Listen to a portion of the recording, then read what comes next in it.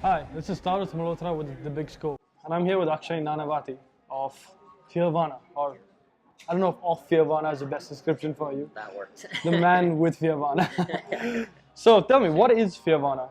So Fearvana, I define it as the bliss that results from engaging our fears to pursue our own worthy struggle. And what I mean by that is we all have a worthy struggle. It could be raising a child, building a business, writing a book, running a marathon, whatever it may be. And I call it a worthy struggle as opposed to, let's say, follow your passion, because it's going to be a struggle.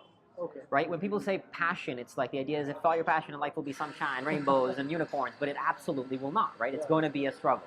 And I discovered this through my own struggles in life experience, building Fearvana. Yeah. So I mean, we'll talk about that a little bit later, but Yeah. I want to clarify what you mean by bliss through fear. I mean, how do you get bliss through fear? I mean, they're two completely opposite emotions, are they? That's what actually, so Fearvana, right? Two seemingly contradictory ideas, fear and Nirvana. It's contradictory, but I've come to learn it's very much complementary. In order to achieve bliss, you have to engage fears. See, human beings want novelty. We think that we want what's comfortable, what's easy, because the world sells that to us. But it's not. If you look at who do we admire in the world, it's people who have pushed their limits, who overcome adversity, who strive to achieve something. I mean, whether it be in entrepreneurship or ultra running or whatever it may be, right? We admire people who push themselves. Yeah. And ultimately, that's what research has shown is also what makes us happy. The largest study on happiness actually concluded that the best moments in our lives are not the passive, receptive, relaxing times. The best moments usually occur when a person pushes their body and mind to their limits in a voluntary effort to accomplish something difficult and worthwhile. So it's the idea that, yeah, you could have fun sitting at home playing on your Xbox, but you have a lot more fun when you overcome something, when you get something done and you have that sense of accomplishment. Exactly. People feel that reward, right? When I ran my marathon, you can sit there and play Xbox, and ultimately you're going to get to a point where, like, what am I really doing with my life, right? That existential crisis that we all go through. Why are we here? And that's solved when we engage our fears. Okay. So I want to talk about something you just mentioned, the marathons.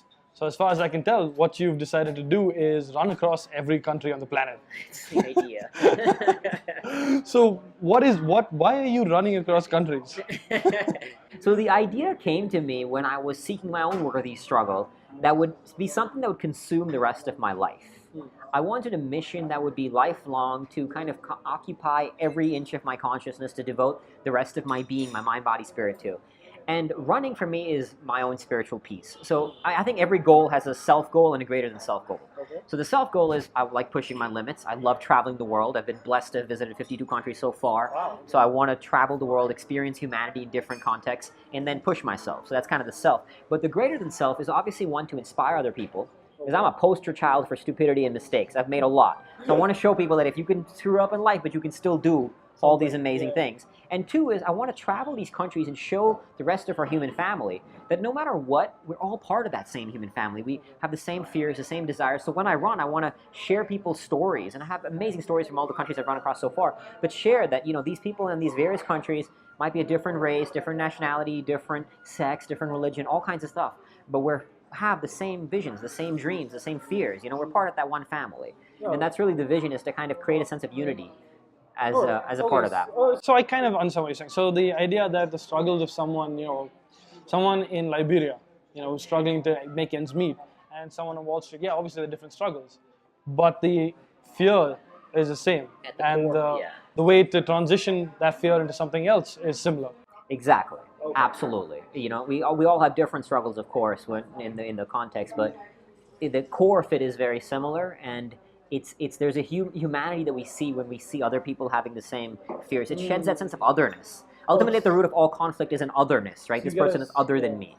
But when we see this, we see that we are the same. And There's a sense of empathy. Exactly, breaking that sense of otherness. So now I want to talk about something that you mentioned a little, that everyone has the same fears. Now you're a leadership coach as well, right? Yeah, I do coaching. And what kind of people do you coach? Is it like CEOs or anyone off the road? Or? It's been a little bit of a variety. I work with people some people struggling with anxiety disorder because they've heard my story and they came to me. Some people who wanted to quit a business to build a business. Would quit a corporate job to build their own business. Some people who had a corporate job, who had on a business and wanted to scale it. So kind of in multiple realms. Yeah. So is there something you've seen, from let's say someone who started a business or someone who's at the height of a business, CEO, whatever, one of those CEO level people. Yeah. Have you ever seen a common fear among all of these people at the top end of business? Yeah, there's always a sense of insecurity. Everybody. You could be the top dog, think you know, own the world, but there's a sense of insecurity that we all feel. There's a sense of not being good enough, Okay. you know, and we all feel that. And we all have our fears that whether is this thing going to succeed? There's a fear of failure. There's a fear of not being enough to manifest the vision we want to step into. And you could think, we see a social media world. So when you go on social media, you see a person who thinks that they've got it all, right? Like they have everything. But they've got the cars that, and the exactly. Behind that, everybody struggles. Everybody. I've seen people who I'm not necessarily directly worked with, but I know of who millionaires, multimillionaires, uber successful, but struggle with all kinds of life issues, you know? So like basic things like relationships and all that. Exactly. Relationships, just general anxiety, overstress, you know. The same things many of us struggle with, just in different contexts.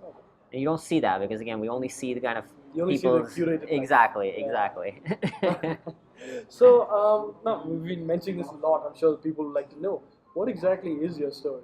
What are these great failures that you've been? So you've been very stupid. I've been very stupid, yeah. Stupid stories are always fun.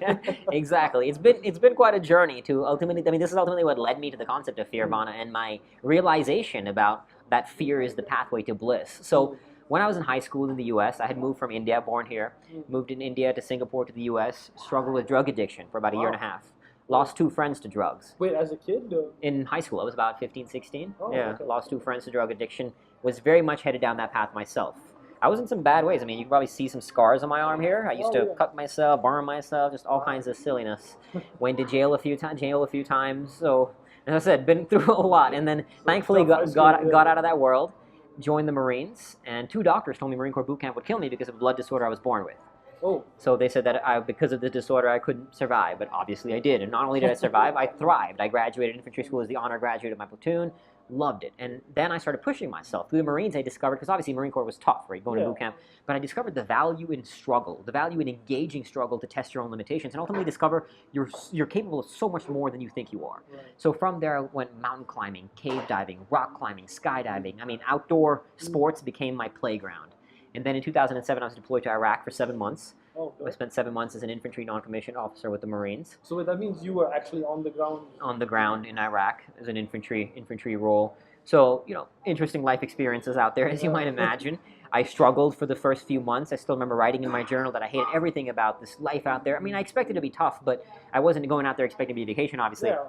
But still, I hated it until I learned to shift my attitude in response to the war.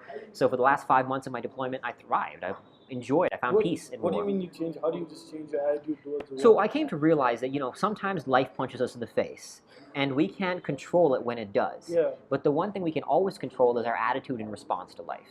Okay. So Viktor Frankl, he's an amazing author. He wrote this book, Man's Search for Meaning. He was a psychiatrist who survived the Holocaust in Auschwitz. Oh, okay. And he talks about in this book how even in the suffering, even in Auschwitz, in a concentration camp, he could find meaning to that suffering. And it taught me a lot that no matter what happens to you, you could think your life is the worst conditions possible. But even in that, the one freedom, and he says this beautifully in the book, that no matter what's taken from you, the last of human freedoms is the ability to choose our own way, to choose our own attitude. And so out there, exactly. So I couldn't control the fact that I was going to be in a war zone. I couldn't control the fact that I had 7 months in that deployment, and the misery was going to continue. If I had to go on a mission because somebody told me to do it, my officer, I had to go do it, right? But what I could control was my attitude in response to that. And I did. I managed to shift, and I'm glad I did because I actually started enjoying the experience out there. And if I hadn't done that, I would have been a miserable, angry wreck and really just victimizing myself, right? Blaming the world, blaming the war, blaming my officers. Oh, woe is me, pitying myself. Ultimately, I said, look, I got to suck it up. This is what I got to do for 5 months. And enjoy it. Make the best out of it. And you can find joy in that suffering. I remember in the end of my war, I wrote in my journal, I'm really going to miss this place when I go home, So I found that experience to be beautiful, but when I came back, it was actually the toughest struggle that I've really been through in life. I was diagnosed with post-traumatic stress disorder, struggled with depression, struggled with alcohol addiction. I drank myself into some dark places to the point that I actually considered taking my own life after just binge drinking for days on end. Woke up, thought that this pattern's never going to change and there's no point going on. And the fact that I actually could think about taking my own life, that shocked me. In fact, it was a sort of stupor to wake myself up. So you has out of body moments where you went, like, how could I even think that? Exactly. How could I hit my, get to this point? I'd done a lot of these things, right? I got out of drugs, went all kinds of adventures all over the world, and going into war. On the adventures, and then the PTSD hit you after coming back from Iraq. Wow, okay. Yeah, after coming back from Iraq, a few years after that, and that's when I hit the low moment. And when I got out of that low moment, when I hit that, is when I said, okay, something clearly needs to change. So I started researching neuroscience, psychology, spirituality, read book after book, hundreds of books, and that's what led me to the concept of Fearvana. Okay. And the realization that everything worthwhile I had done in my own life was tough. It was challenging. The proudest moments of my life to this day, the things that pushed me, Overcame something. Exactly. Overcame adversity, overcame struggle, and there was bliss in that fear. There's absolute bliss in that fear, more than you could possibly imagine, And then the research validated that. Like, as I said, I quote out of that research study. It validated everything that validated through experience in my own life, and then interviewing amazing people as well. All of that combined to create this concept and ultimately write the book Fearvana. And really what I learned was the beauty of the dualities. We talked about fear and bliss, these two seemingly contradictory ideas, but how complementary they are. It's like the yin and yang. Yeah. There's a duality to everything. Yeah, but there's beauty in duality. It's not that one is bad or one is good. And that's the biggest problem. We demonize emotions. Okay. We say fear, stress, anxiety is negative, but it's not negative. It's just an emotion. It's just an emotion, exactly. Every emotion is good or bad. It's whatever we choose it to be. I mean, looking for happiness too much is a negative thing. That's what drives people to drugs, right? It's in pain that we find value. Like, when I run marathons and ultra marathons, it's absolutely miserable. I go through a moment where I hate everything about this experience. I'm miserable. I hate life in these certain moments, but it's in the overcoming of that pain that I find beauty, So it's pain and joy and struggle and bliss are all very much complementary. We need all of it to rise, to keep growing, to evolve. No, but then that brings up an interesting point, right? You say chasing too much happiness leads you down some dark paths as well. But if you are trying to chase bliss through fear, isn't there a chance that you might overcompensate for your fear and go down the wrong path yet again? You can. I mean, people push the line too far, right? Yeah. And they take risks and they die. Like mountaineers go solo climbing with no rope, and then the best in the world fall off rock walls and die, right? So the line of what you push, the risks you take, there's no one right way. You have to be very careful and I used to free solo up rock walls. I used to climb 60, 70 foot rock walls with no rope. The line of risk on that is insane, right? Yeah. One slip and you're done. So I stopped that, so we all have to figure that line for ourselves. It doesn't have to be, and the thing is too, I want to stress this point, I was like, you don't have to go climb mountains to find your bliss, right? Like, it doesn't have to be, that's my path, but find your own path. Whatever the struggle could be, it could be starting a business, it could be raising a child. I mean, God, I was a nightmare to my mom, I probably have given her plenty of Fearvana experiences, just being an awful child. As I said, I've put her through a lot of struggle through my life experience. So it doesn't have to be my path, and I really want to stress it because people hear, do I got to go climb a mountain to find it? No, I got to do what you got to do what you got to do. Find your own worthy struggle. And I have a friend who plays chess. She wants to be a grandmaster at chess, working her way up there, and she experiences fear before every chess game, right? She's nervous, came from a very poor background and rising up to become a chess grandmaster, and that's her worthy struggle. It's not climbing a mountain, but she experiences fear. She's gone through plenty of adversity to become that, So find your path, and that there's beauty. So I gotta ask, if I come to you, I'm a 25-year-old kid. I've got, just got my first job, but I'm not sure I want to do this, and I'm scared I'm never gonna make anything in my life. How do I turn that into something else? How do I turn that into bliss? How do I turn that into a path that I want to follow? So the number one thing you got to ask, the number one thing that I want to work with people is one, shifting your relationship to struggle itself. Okay. So I'll give you an example. I actually did have this very scenario. A kid came up to me, was working a corporate job, hated it actually, but but a good job. I think it was like with Goldman Sachs, one of those big companies, making good money, but hated it, wanted to do his own thing. And he thought to himself, if I quit my job, I follow my passion, life will be grand. And ultimately came to realize that that's not the case. Right. It's going to be struggle. So I remember one point in our conversation, he said to me, so you mean there's no such thing as a stress-free life? And that's word for word what he said. And I said, no, there's not. But that's not a bad thing. So ultimately, the real question you need to ask yourself is not what is the passion, what is the joy, what is the passion that I want to follow. The real question is what struggle am I willing to endure? Right. So I could work a job that I hate, or I could start a business. Both are going to be extremely challenging in their own way. Which struggle are you willing to endure? And the thing is, and ultimately, exactly. So the thing is, we all want, another big thing, especially with the younger generation, is the lack of patience. You're 22, 24. Play around with life a little bit. You got to experiment to figure out what you want, You're not going to magically wake up one day and say, this is my passion, let me follow it. You could do that and then figure it out. I mean, like you've heard my story. I went through multiple things to figure out. At one point, I wanted to go career in the Marines. At one point, I wanted to be a mountain bum and essentially be go climb mountains all the time. all of that has evolved to now where I'm at, and now I have extreme clarity on my path, you know? Yeah. But it was a result of a lot of experimentation. It doesn't have to be that way. Maybe you know. Yeah, maybe you got lucky Yeah, when you're maybe 19, you you know figured it exactly out what you exactly. want. And Yeah. sometimes because we have references. I mean, that's how we figure out the world. We see other people doing things. So what I would suggest to people is work backwards. See what you want in your life based on the references you figured out. Okay, maybe I want to travel more. Maybe I want to, and you got to be clear that this is not what the world's telling me what makes me happy. Yeah. Right? Like we have this thing that the world tells us do this Yeah, and we'll do be this, it happy. makes you happy. But you got to, and that requires just self-awareness and a relentless practice. So that means you got to shut off your phone, shut off your TV, spend some time within yourself, you know? Right. Embrace that stillness and figure out, is this what I want? And then play with it. You're not going to just magically sit there, figure it out like just sitting there. That's a combination, awareness and then action. Right. Put it in action. Okay, is this the path? Is this a struggle I'm willing to endure? And if it is, then get damn good at it. Then you just got to become the master at it. Whatever your art you want to pursue, you know? So experiment a bit, work backwards from the future you want to create, look at the criteria, the ingredients of a lifestyle, Right. then find a job that, okay, I say job in quotes Something because that gets you money. it could be like, because mountaineering, people who do it professionally, right? Yeah. So let's say you want to push yourself, maybe I can be a professional runner. It's not easy getting that by no means, but if this is what you decide, then figure out, find somebody who's done it. That's the next part I would suggest. Figure out how they did it, what they're doing, figure out how they think, what drives them to be able to, because their belief system of successful people who are not as successful is very different. So get into the minds of people who are doing what you want to do, and then start embarking upon that path. Okay. And then you got to figure out, is this struggle one I'm willing to endure? Okay. So then, now I want to talk about what you've gone through the struggle. I want to talk about what you're doing now. So you've got the Fearvana organization. So what is that? What are you planning to do with that? Are you just going to go around giving talks all over the world? So, you know, well, I mean, that one part I do public speaking. I'm kind of sidelighting the coaching side of my business because now what I'm doing with Fearvana, since the launch of the book, the next step is to turn into a global movement. I know this concept resonates when I share with people because it suddenly clicks that, like, because everybody realizes, oh, life is going to be hard, but they just kind of never heard that in so many words, right? And it's funny, when I speak to kids, they've all heard the idea of follow your passion, and I'll go there and I'll be like, follow your passion is a lie, you're going to suffer in life, you're going to struggle, and they're like, what? And I'm like, look, my job's not to motivate you, it's to transform you for life. So I do some speaking and stuff like that, but really the vision is to now launch a movement around this concept. So we're creating Fearvana Academy, Fearvana Fitness, Fearvana Festivals. We've got a nonprofit called the Fearvana Foundation. Essentially what Sir Richard Branson is to Virgin Empire, I want to be to Fearvana, but in the space of well-being. So the goal is to help people to look at progress in the sense of how do we improve our lives, as opposed to what we generally view as progress as the next thing that makes our life easier, right? We're always creating technologies to make our life easier. My question is, how do we actually make our lives better? And I believe through life experience and research that Fearvana is a way to do that. All right, so give me some specifics. What are you doing with Fearvana, the Fearvana venture? So the Fearvana Academy is the next immediate vertical that we want to create, and that's going to be an online educational institution for high school to college age students to teach them these kind of skills, to teach them how do you actually find your path. Really, the mission of Fearvana is threefold. How do you find your worthy struggle?